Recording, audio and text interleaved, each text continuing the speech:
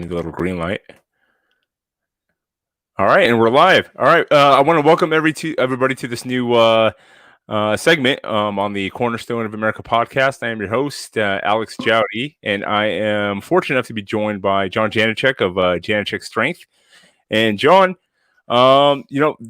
this whole kind of idea, this concept of what I wanted to do with these new segments is, with what's going on with like the coronavirus shutdown, a lot of businesses suffering. I wanted to be able to kind of get with different business owners and just do a quick kind of 30-minute check-in and see how it's affecting everybody around the country and what, if anything, they're doing or what options they have in regards to, making any kind of adjustments. A lot of gyms are kind of going online and trying to offer online training. And with strength training and whatnot, it provides a little bit of a challenge, I guess. But I'd like to, give you more of the floor here to kind of introduce yourself and your gym and what's going on with you guys. Well, right now we're a small private gym. We even call ourselves a private training facility. We have, it's 1,000 square feet. We have 3 racks in there. 3 people at a time is max capacity. So, if I'm in there working with my 3 clients and it's a full class, it's 4 of us, and my wife comes and helps me. She's been working with me full time this year, and so if she's there and we've got a full house, there's 5 of us. So it's a small place. We're not open to the public. Even outside on the door, it says hours of operation by appointment only. We have signs for no soliciting. So there's very little walk-through traffic in the place. It's the people that come in there, and that's about it. So most of my clients, I think my youngest are in their early 40s, and then my oldest are right now currently is 83, and then I've had a couple that are mid 80s, and then one for a while who's 91. So I mean, it was I've had some my age group is probably, I would say, mid 60s to 60 to 70 years old is probably the most of my people. Right. And so that's obviously in the that wheelhouse of what they consider high risk, right? Right. And the weird thing is, when this all started, I thought with my demographic that, long before, several weeks ago, there was people going, "Oh crap, do you see what happened in San Francisco? They went to shelter in place." And we thought, well, that'll never happen here. Right. It won't happen in Texas. We'll be okay. And plus we're small anyway. Mm-hmm. But they started talking about the demographic that was susceptible to that. And I said, well, shoot, that's our entire demographic. And I just figured the more publicity it got, that we would have a lot of our clients call me and say, hey, we want to stay home. We're kind of worried. But the funny thing is, right, like I posted a couple times, I've got 2 retired nurses that are in their early 60s, and then a retired doctor who was a internal medicine person in her 70s, who all 3 told me the day if you were open right now, I'd come in. Oh wow. Your gym is cleaner than my house, and I have absolutely no problem being in here. And they just think it's crazy that we can't have 3 people in a 1,000 square foot area. And they know me, and they know my wife, and they know that this is our sole income and our livelihood and everything. And they said, we know everything's clean and we know it's taken care of. So it's interesting that I think I've had 3 people I think I've got 38, 40 clients right now. I have 3 people that have said, you know what, we're kind of worried about it. We're going to stay home. Yeah. And that's it. The rest of them have said, hey, when you're ready to open up, let's go. Right. So I'm really surprised. I thought it'd be the other way around, but it isn't, Well, I think, a big part of that, just from, with, my background in fitness and training, a lot of people that I would train over the years that were over 50, 60 years old, once they really got into the groove of what they were doing, and then more importantly saw like the benefits of the training itself and how it improved their quality of life and on day to day, both just in general, like strength and health and wellness and body fat and everything else too, but then overall the other aspects of it where you get into this kind of routine, this social norm of when you turn 60 or 70, like we talked about when you were first on my podcast about, oh, well, that's when you're supposed to get older, and all the things that happen when you get older are just normal. You're supposed to slow down. You're supposed to not be able to pick up heavy things anymore. You're supposed to move to eventually like a cane and a walker and a wheelchair like that. That's kind of normal. And so that goes away when you're able to start, doing this regular training on a regular basis, and people see that and they see the benefit of it. So I think they really, to an extent, almost like it's scary to think that if I stop doing this, what's going to happen to me, to my health. Well, a few things that my clients tell me, I mean, I kind of listen to them, and, I kind of go by how they feel. And, like I said, if a bunch of them would have called and said, hey, we're not coming in, I'd say, maybe we should shut down for a while, and just because of our clients are scared of it. But, with the age group that I work with, it's kind of interesting because, one of the things they tell me is, we don't go out a lot, so this is a place that I go 2 times a week. I look forward to coming here, and I work, David works out with Tim and Nancy, and David likes to come in and talk to Tim and Nancy, and what have you been doing the rest of the week and everything. So that's kind of a thing that they get to go to. And another thing I think of with my demographic is, they get to where they trust you, and I've had stories from my my clients that said, I tried doing a trainer thing at a big box gym, and the kid was 20 years old. And when I was on the machine, they put me on the machine, and I turned around and they were on their cell phone. And you could just tell that they said, anytime one of us picks a bar up, you're right there. We don't do anything that's not supervised by you. And, I have a husband-wife come in that she's 80 and he's 83, and she's very, she keeps an eye on me, and she keeps me on my toes. And, but she says, I know you take care of him. And she goes, that's why we come here. And she said, you have a routine with him. And right. He's one of my clients that he's got he forgets things a lot. And so I walk him through how to, hold onto the bar and walk him back and everything. And so she said, I trust you. And so she goes, I'm not going to go anywhere else. We're going to go here, Right. So I think that's with our group too, though, that you develop that trust, and they like going there, and it's part of their routine. So, when we talked about, the whole thing coming up and everything, and we mentioned that, we're cleaning stuff and we wanted to assure you and everything. And they said, all of them said the same thing. They said, well, we're not worried about that. We know you keep this place clean. This means a lot to you. This is your livelihood. And we trust you. We've been around you for a year now. It isn't like all of a sudden you changed something in the last couple of weeks, Right. And, and I think that's it's, like when we were texting back and forth a little bit, and then just talking on a couple of threads on your Facebook page about, a lot of the stuff that came up was what's considered, and this is what I wanted to kind of get into, what's considered an essential business, what's not. Because You can, obviously, if you're removed from just, like the personal aspect and the connection of the businesses themselves, right? Everybody looks back. People are just like, oh, you need to shut down. It's not essential. You need to shut down, right? Okay, well, anywhere you, like, everything's a risk. And I get the whole concept of kind of shutting things down and mitigating and throttling back the amount of foot traffic, right? To kind of slow this thing down, right? I totally understand that. I totally get it.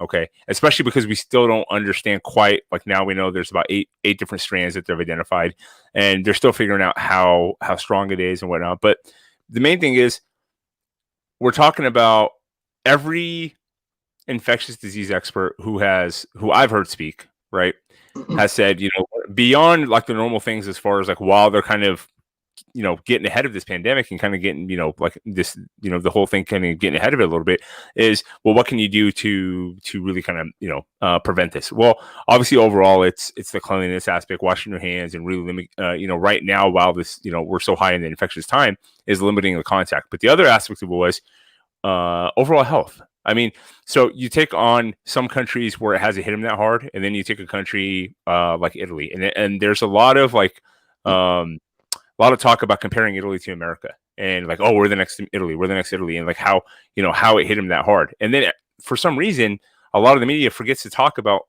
that they have one of the oldest per capita, as far as like age range goes, in the country from the world, right? They have like one of the oldest populations, and a vast majority of their population smokes. And there's a good chunk of that population that's older, that's elderly, that smokes, and is also what you would consider like obese, right, or overweight. Right. So they have pre-existing conditions, and they're all packed in this small area, right? So it's kind of like a perfect storm of this type of disease, this respiratory disease that's so infectious to hit an area like that, and it just devastate them, right? And plus, they have socialized medicine, so it's not the best medical care, and they're getting hit hard. But you have a situation here where you have this concept of everybody saying, look, well, the best thing you can do overall is like your overall health and well-being, right? Okay, so obviously one thing is I think when we walk away from this after this kind of passes, people in this country, because what was the percentages we saw? Like most recently, what, 40-50% of the American population is considered morbidly obese, right? Something like that. That's probably a pretty safe estimate. Yeah. So at the very least, people are gonna like walk away after this thinking, "Crap, okay, like, I gotta take care of myself better," right? Right. But like as of right now, the thing to do is not just become sedentary and sit around, which is why I think you're seeing so like this huge movement as these gyms have shut down. Everybody's getting together and working online and sharing workouts. You're seeing strength gyms taking apart their gyms and handing out equipment to their clients and taking them home and whatnot, just to make sure people are still training and still working. And it's awesome to see. But the other end of it we talked about was what's an essential business. So how do you consider a liquor store an essential business? And it has, thousands of people. And I get the contagious part, right? I get that. I understand that. And you're trying to knock that down. But a gas station's open, and yes, a gas station is essential. But is there an attendant out there wiping down like handles after every car that goes by? Right.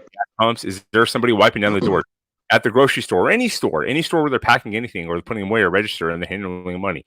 Okay, they're wearing gloves, but then they don't change the gloves. So there's no difference. There's no point in wearing the glove if you just put the glove on and you're handling one person, the next person, the next person, the next person.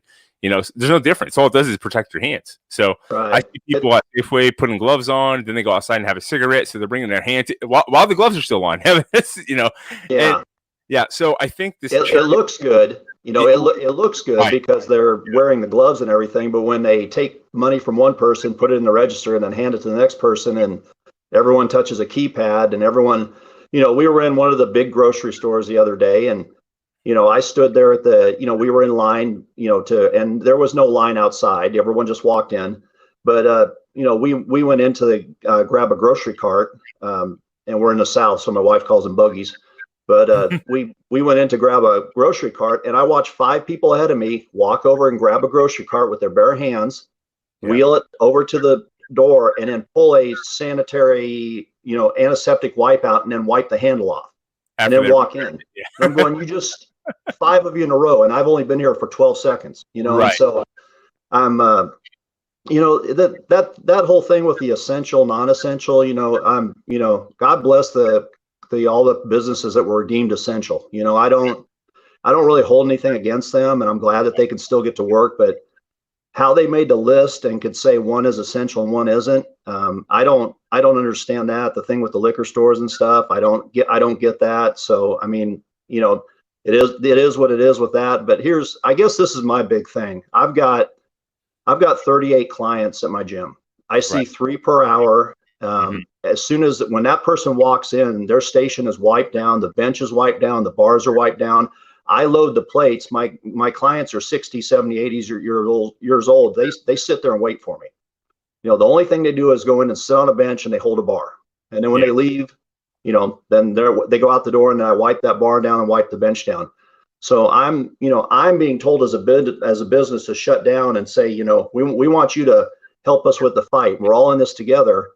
And then I drive by a Walmart that's got a packed parking lot, and I don't see a single person outside. Then I drive by a Home Depot that's the same thing. Then I drive by a Bass Pro Shop, and it's the same thing. And it's because they're deemed essential, and that's fine. I'm not people lost their minds when I posted something about a supermarket and said, "Oh, you don't think people should buy food?" No. And I said it has nothing to do with the food thing. I said you people are missing the point. I said, how am I helping by keeping 38 people at home, and there's thousands and thousands of people going through that place and exchanging money and that. And I go, how is this flattening the curve?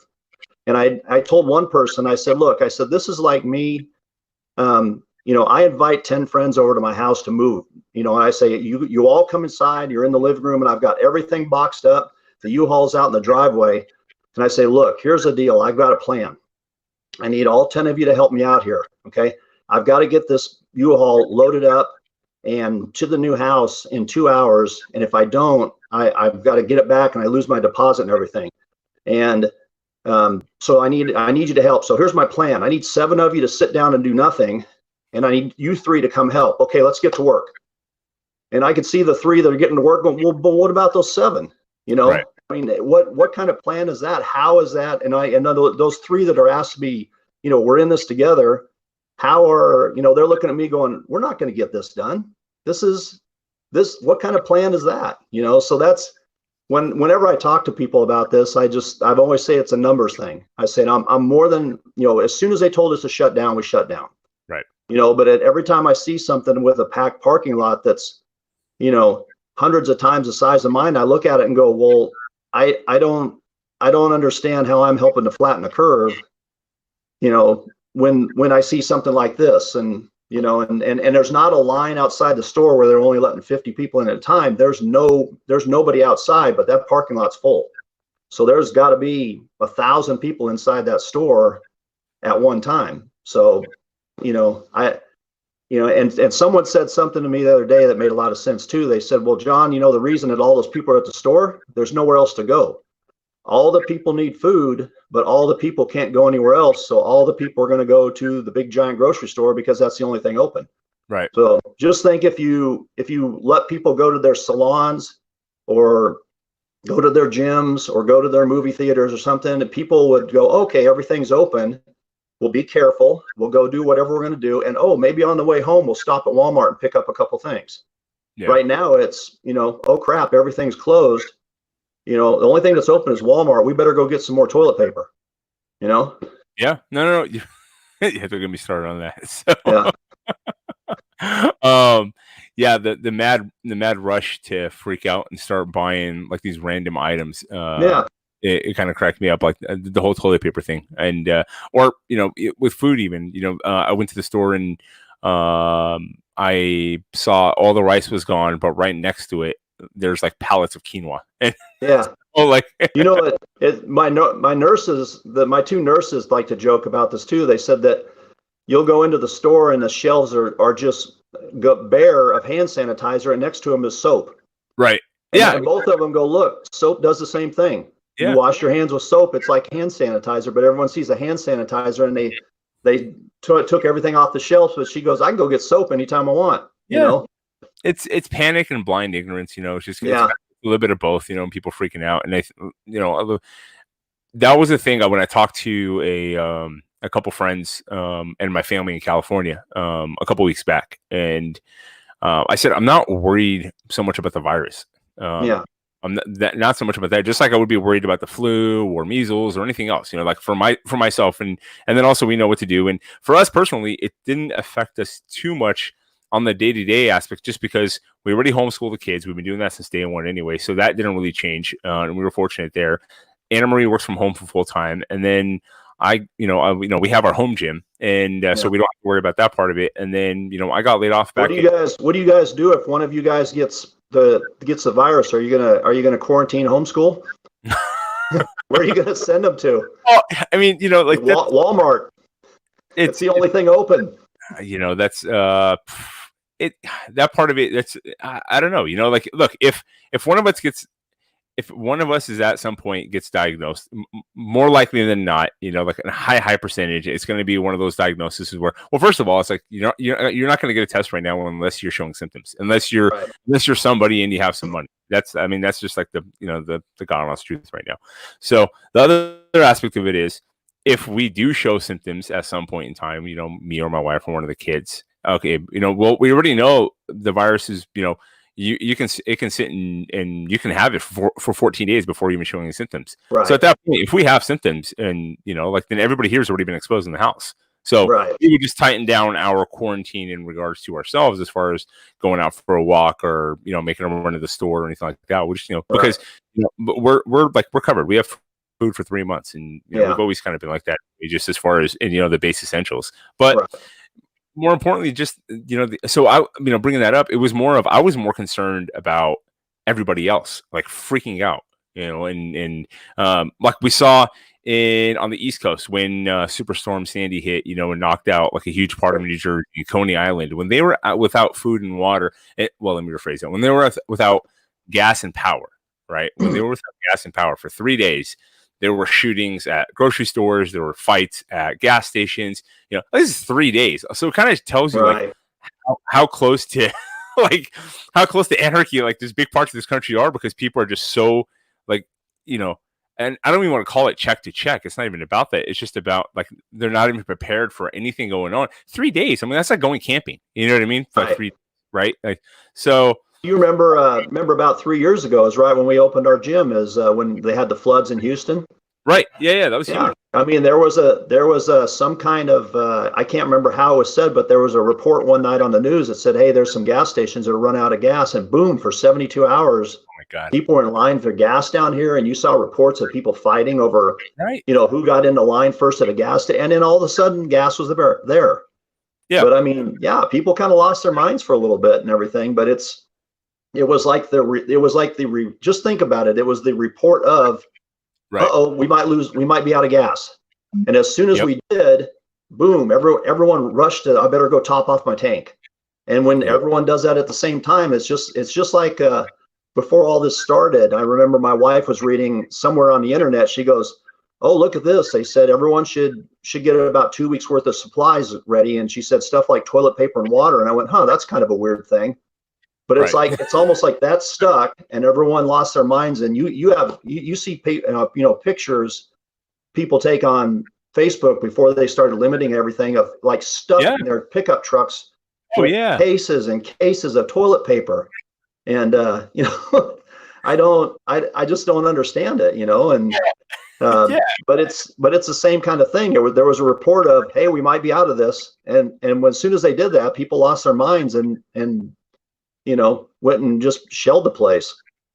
Right, and that's the more the concern, like the feeling of like panic and anxiety Yeah. spreads faster than any virus can, and then that leads to chaos and disorder, and it's just and then that, like I said, for me, like I think for you too, it's dude, that's scarier than as a husband or father, with children, that's and then for you, like you got a little baby, grandchild, Yeah. that's concerning to me, just like for their health and safety and well-being when you got people like freaking out and. Like there was a fight that broke out at the grocery store, here not too long ago. It was like a few days back, and my buddy told me about it, and he just happened to be there, and he helped break it up. And he's like, "What are you guys fighting about?" He goes, "Look around. The shelves are stocked every day. They're stocked. Like Yeah. there's no shortage of food. There's some stuff that's getting disrupted, but like we're gonna be okay. Like we're cool. Yeah. Just calm down. But that's the kind of it was the other day we were."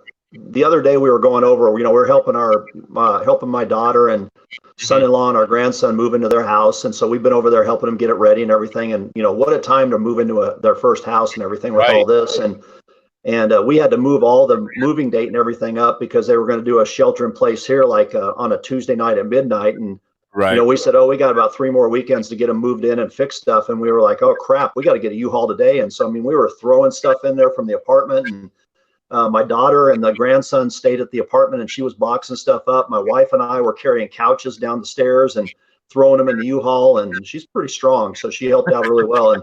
And then my son-in-law is over at the house finishing the flooring he's putting down. So it's as we're going in, we're setting stuff down on the flooring he's finishing, and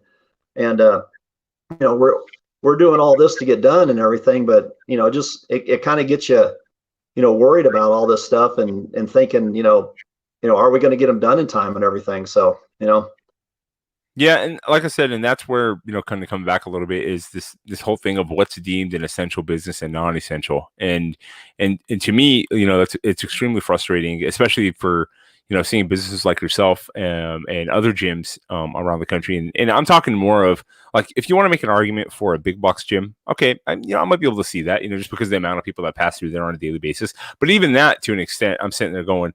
Like people are going there for their health and well-being, and right. If you're deeming a grocery store, obviously that's an essential business. If you're deeming a gas station, that's an essential business for sure, definitely.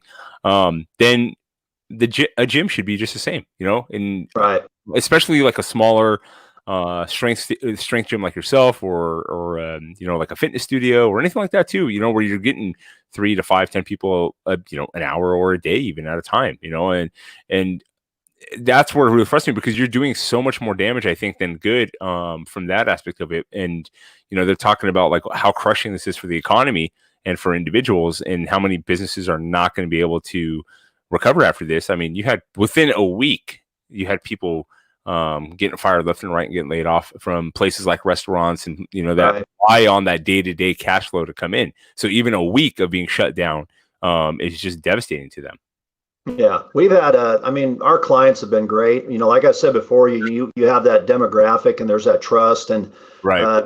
you know, we've had a lot of, and I've posted some texts and everything of some of our clients that have said, hey, we're with you in the long haul and keep charging me and everything. And, I've only had a couple that have said, hey, we're gonna wait a little bit, put Sure. put my account on hold and stuff and everything. But it's like the first time when we talked about opening a business. We kind of dug our feet in and said we're not going to quit and we're not going to fold because something happens. And Right.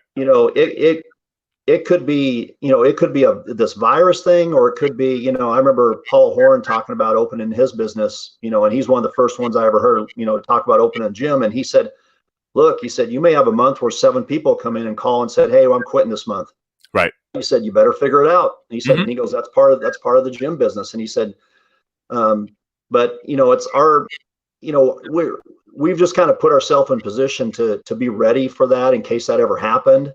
Right. This is going to be one heck of a good test for us. But we're not going to quit it all. And we're ready to ride it out and everything. But it's just, you talked about the, essential and non-essential. I don't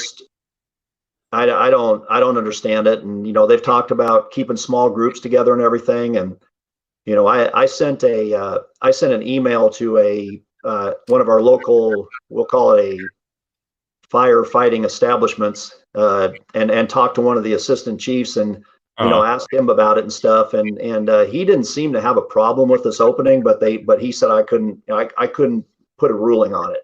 Right. It had to go to like the Tarrant County judge and everything. And so, I think there's people that see this, that it's not a gym like the rest of them and everything, but we got lumped in there with it. And so when the day came that they said, you need to close because you're a gym, we just went ahead and did it. So, our clients were all understanding about it. The week before, they said, any retail or any business that stays open has to have 10 or less people in there, and they have to be 6 feet apart and everything. And I said, well, this is great. I said, I've got 3 racks and 1,000 square foot gym, and they've got to be at least 6 feet apart. And I asked my clients, I said, if I stayed open, would you guys be okay with it? And they said, absolutely. I'll see you Monday. So all my clients were okay with that and everything. And we thought we were okay, and we were going to fly under the radar of 10 people or less. And then they went from that to shelter in place and said everything closed except these things, So with so that was my question there. There's been talk in different, I guess it goes through different states and counties have different ways they're doing it in jurisdictions and whatnot. But are you guys do you have a process where you can apply to be an essential business online? Because I know up here in Washington, they have a website where you can kind of go on and apply if you originally were deemed non-essential. I haven't. I'm going to look into that.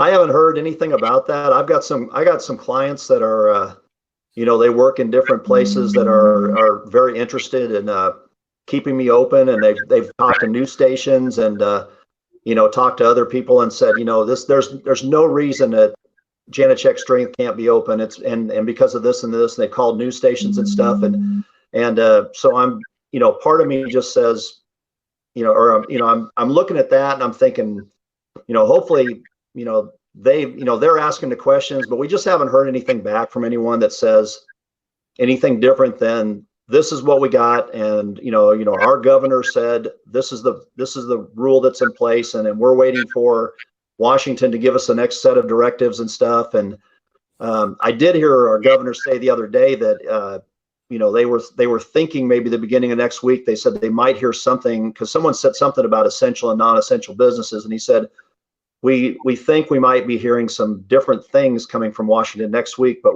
right now we're going to do kind of what they're doing. So we're just kind of on hold, and there's a list that's been put out, and you're on one end or the other. So, had I started a liquor store or lawn care service, you wouldn't be talking to me now because I'd be busy working. Well, I don't know. So, yeah. And that kind of goes into my other question, which is,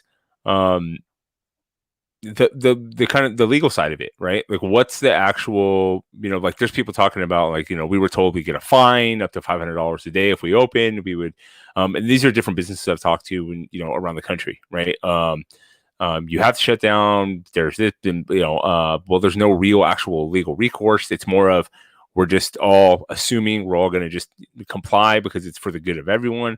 And, and I know there's already, like in California and a little bit here in Washington, if they haven't filed already, there's a few people that have filed lawsuits, businesses, they're getting ready to file. People are going to put together class action lawsuits. Some people are just telling them, like, no, like, we're fine. We're doing everything the way we're supposed to, that we're safer, like you said, than a gas station or anything else in regards to the people that are, like, we have 5 people that come through here a day. There's no reason we should be shut down.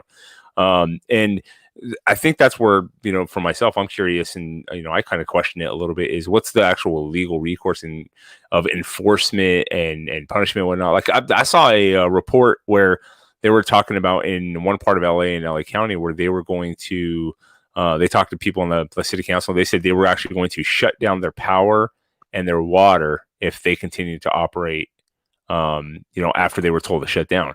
And again, it's to some aspect, you're kind of torn. You're like, okay, I get the public health aspect of it, right? But in my opinion, it's either like you shut down, everything shuts down, or we have to come up with a better system. And I get things are kind of changing on a day-to-day basis, but you're telling a business that's paid their bills, I'm assuming, right? Let's say they paid all their bills, they paid their rent, they pay their everything is done, right? They've done everything correctly. There's nothing against this business. They're not, out there like spitting on every client that walks in, like doing like not awful things to be actually, they're really, they're in line with everything there, and they're being told that, we're going to shut off your power and your water.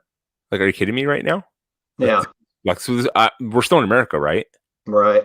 Yeah, and I don't. It's kind of some of my clients that are 65, 70 and retired, and I've got people that are retired police officers, engineers, like I said, in the health profession and stuff, and they all kind of said the same thing. They said, first off, they said someone would have to turn you in, because they said, who's going to police all this? Who's gonna they've got maybe half a dozen code guys for the city of our Tarrant County area or whatever, and are all the police all of a sudden going to police businesses and not do what their normal job is and everything? So it's my clients think that when I talk to them and ask them what they think about it, they say, how are they going to check on this unless somebody turns somebody in for some reason? Well, I think that's what it is, and that's the concern. Is, like I said, we had, and I was telling you this before we kind of went on air, is we have a home gym, like we have a fully outfitted garage gym. It's basically just a miniature version of what you have. We have 3 racks, and my wife has a business license. The majority of her, the main reason why we built the gym is for us, because we have 5 kids, and it's just, and we homeschool. So, having a gym at home is easier than actually having to go to the gym, especially when we left our big gym we were with. So, but then obviously building up a business where the majority of her business is online training. And I just, started getting back into doing that as well. But we have a few clients that come to the house. So like I said, legitimate business license, insurance, like the whole 9 yards. Right. And, one of her friends, super close friends, who works in a in the medical field with animals, and so her business is deemed essential. So she's out there every day. She's working with animals. She's working, and she made a post, just a fun post about her workout she did that day, and somebody on Facebook just laid into her. Said, like, that's the gym. It's supposed to be shut down and this and that. And it ended up going back and forth. And I said, so let me get this straight. If she would have posted a picture of her pumping gas, you wouldn't have said anything, right? No problem at all. But her inside the garage of a controlled environment where 2 or 3 people outside of the people that live here were coming through here on a daily basis. And even then, after that, we kind of parted things back a little bit. And that was, but that's what set you off. And that's what I'm talking about. Like the fear mongering, right? The fear mongering, and then this weird concept of like you said, well, the only way is like people start writing you out. Well, I think that would happen. Sadly, I think that's going to happen. And I think here what would happen is if you I said something about, the week before we did the shelter in place, we were still under that 10 people or less thing. And I thought, okay, we're fine. And all my clients said, oh yeah, we're fine. We're good. Mhm. They all said, we're good. And they said, hey, if you want us to park him back, we'll park him back. We don't even want to bother anyone and make it look like you're open. We'll even help you fake it. And It's on the slide. one of them said, and he goes, because Joe Schmo down the road that owns a CrossFit or his own little gym is going to drive by and see the lights on and go, well, why is his gym open and mine isn't? And that's all it takes. And I don't care if he has 38 clients and I've got 250. I want to have my gym open, so I'm going to call the police on him. Yeah. So we figured we would probably, it would probably be something like that would come up too, though. So, that's kind of when they said everyone shut down that has the name gym on their place. Just do it. So. Yeah, and like I said, I'm curious. I think right now it's on a state to state, even county to county basis, but just like what is legally enforceable and both on the side of like what they can do in regards to any type of penalty or punishment, so there's a lot of stuff that's getting thrown around, but at the same time, I'm sitting there going like, based on what legal do you have? We keep hearing that, at first it was strongly advised that you do this. And then after about a couple of days, it was, people aren't listening. We can enforce penalties up to, I heard stuff like $1,000 a day, and I'm not sure if I heard jail time or not, but I mean, there was stuff like that thrown around, but there was like penalties and fines and stuff like that. So where, it was a scare tactic. It was said we can do that. And so I don't know. I haven't heard of anyone that's got fined or anything. And there's some stores in my strip mall that I don't think should be opened that aren't on the essential list that are, but I'm sure as heck not going to call them in. I said, you guys are facing a highway. Sooner or later, a policeman's going to go by. If he wants to bust you, he can. But I don't know. It's hard to say who if that's just something where they just said this is a directive and you better do it or else what? Well, or else I'm going to shake my finger even harder at you, or something, or I don't know. Yeah, I'm like I said, I'm gonna look into that more myself, just because, like I said, I'm curious as to what that entails and that process and how that's going to kind of go down with especially after all this kind of clears, and maybe in the short term. And this is the other part of the conversation I heard from from a few different people and business owners I've talked to. A lot of it is, look, we know legally we're in the know, we know we're safer than a lot of other businesses that are deemed essential and are open, but at the same time, short term, they can probably do something, they can, whatever it is, whether they want to give you a fine or they want to forcibly shut you down, whatever, they turn off your power, your water, whatever. Yeah. And in the long term, you're going to be in the right, you go through the legal process, file a lawsuit, whatnot. But a lot of them are like, I just don't want to even deal with that hassle. Right. That's kind of, yeah. And I think that's where a lot of people are. They're more in the part of just wanting to, they're more worried about trying to fight it long term and then having to deal with the short term repercussions of it versus just, kind of going with what everybody's saying right now. And but I think we can kind of go in little circles here on that because it hell out of me as well. My big thing with all this is if we were going to do it, and you mentioned it one time at the beginning too, if they would have just come out and said, look, nobody shut down. Mm-hmm. You take extra precautions. Look, if you're this age, you could get this, and it's deadly, and it could do something bad to you. You should probably stay out of the public for the next, let's say, 3 weeks. Right. Okay, you should stay out of the public for 3 weeks and be extra careful, and then maybe have someone else bring you your groceries or go put gas in your car or whatever. And then everything went on business as usual, but we were just extra careful. Or they said everyone closes down. Everyone closed down for, let's say, 3 weeks. Yeah. Grocery stores, everything's curbside pickup. So you call into the grocery store and they say, okay, well, next available time, you have a half-hour time slot next week at this time to come get your groceries. It's a pain in the butt. Right. But nobody's in that store. You line up in your car, they fill your trunk up with your stuff, and you go back home. Then I'm looking at that as a small business owner going, okay, we're all staying home. Yep. We're all going to be home for 3 weeks. If we need to get groceries, we need to go get in line with our car and make an appointment and get some groceries and stuff and go home. It's going to be a pain in the butt to get it, but now everyone's out of everything for 3 weeks, and then we it was like rip, and we flatten the curve. Right, exactly. But I just don't get it right now. I'm just an old guy that's a strength coach that teaches people how to lift weights, and I'm looking at the numbers, and And I just, I keep 38 people at home, but this business over here has thousands going through it a day. And they're telling me, we're all in this together. So Yeah. let's, you're helping out. Let's do this. And I go, well, I am doing it and I am helping and I am doing what I'm told, but how is this working? So, speaking of which, what are you doing or what can you do? What options do you have in regards to, helping kind of keep the business going? I know I saw a lot of the posts that you've been making where you've had a lot of loyal and extremely generous clients who are telling you, hey, don't hold back, please, charge my membership this month. We support you. We love the place. We love the gym. We want it to be there when everything opens back up again. So, that's pretty awesome and amazing. And you're seeing that a lot with a lot of different things around the country. But are you looking at trying to, I think I saw something you made a post about trying to offer some type of online training or, videos online, or something to both benefit the clientele and also to still continue some type of revenue coming in while you guys are kind of going through the shutdown? Well, I do. I don't really do any online training. Remember, you had to walk me through how to even click into this web It's hard, man. Do the app and everything. I did it though. I was happy. Yeah, I actually did it. But I kind of think about doing that from time to time, and right. It's had we had a, that's always something that's kind of on the back burner if business wasn't very good or anything. That's another option. But our clients have stepped forward.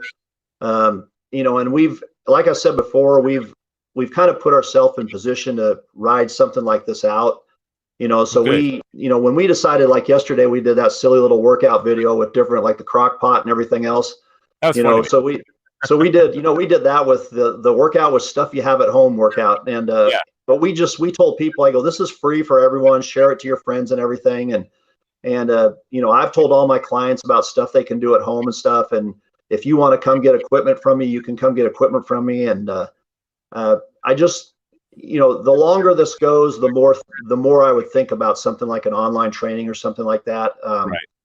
But I just think, we kind of set ourselves up for this like we did when we opened. It's like if we hit a bad part in the curve where it goes real low for a while, we're gonna dig our heels in and make it go back up. So this is one of those little dips in the road. So, as far as I'm concerned, I would just, we're going to ride this out and see how it goes. And, if I got to go work at Target and stock shelves for a while, I'll do that in between if something comes up. But, we'll figure it out. And it's just every day every day we watch the news and there's a different set of guidelines and there's a different set of what ifs and there's a different set of how long this will be. And so, right, different information coming out. We're not sure about that either. So I just hope as a nation and everything that they look at this and go, we've got to get people back to work. And all we have to do to get people back to work is just say, folks, go back to work.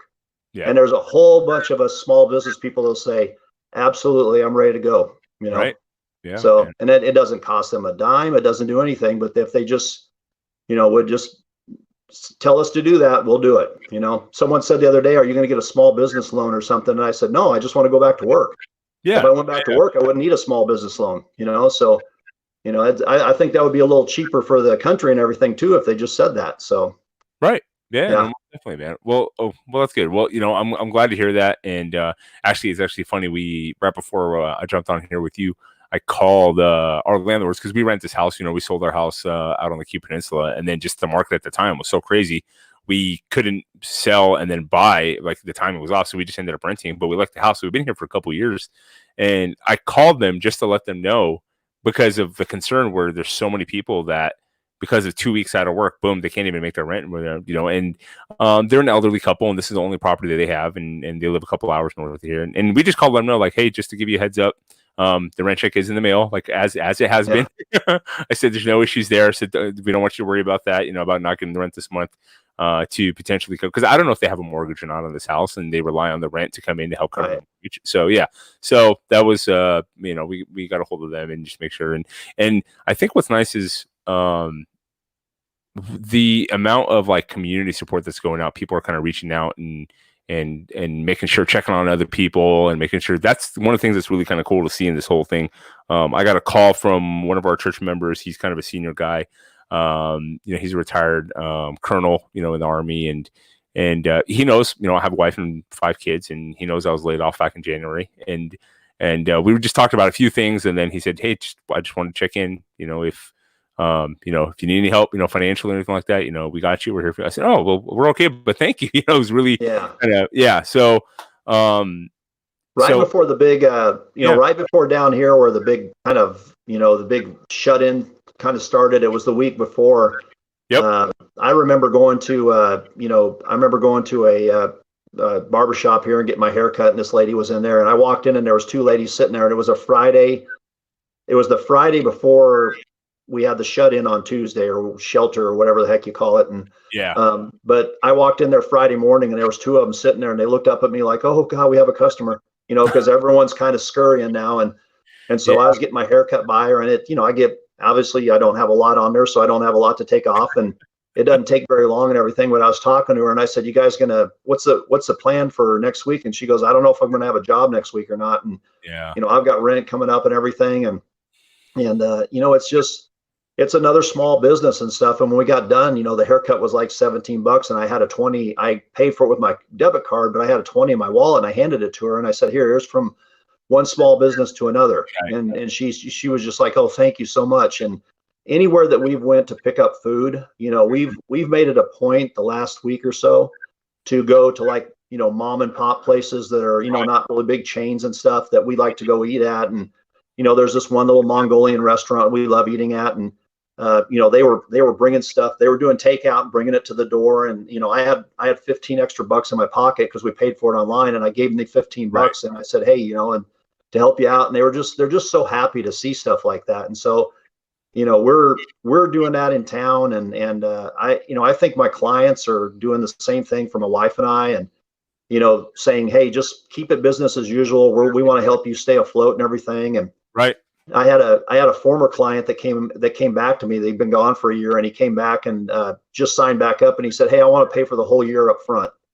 And he said, "I know that'll help you out a lot and everything," but he said, "I'm just trying to help out small business." So, I mean, he basically wrote a check and paid for his whole year up front and said, "Just use it how you want. And then when you guys get back on your feet and open," he said, "I've got a year's worth of workouts." And I said, "You got it." So that's fantastic, man. That's amazing. And like I said, I think I love seeing more and more of those stories kind of come out. And that was kind of like, the motivation for myself to kind of start doing this one. And you're my first, guest on these segments I'm going to start doing, hopefully daily. And I've gotten a lot of good feedback from it so far. And I got inspired by Jason Piccolo I had on the podcast, and he's got a great podcast called Protectors. And he started a nightly segment just talking to different people. And his whole thing is like, no politics, no religion. Let's just have to find something different, something, and it'd be a short interview with me if you talk to me about that. I know about as much about that as I do running this app on this phone. But I thought, there's a lot of small businesses that are having to pivot and make changes kind of on the fly, and some aren't and are really going to get hard by this. So, I don't have a massive following, but I figure it'd be kind of great just to kind of get them on, talk to them, see how they're doing, and at the same time help kind of promote what they're doing.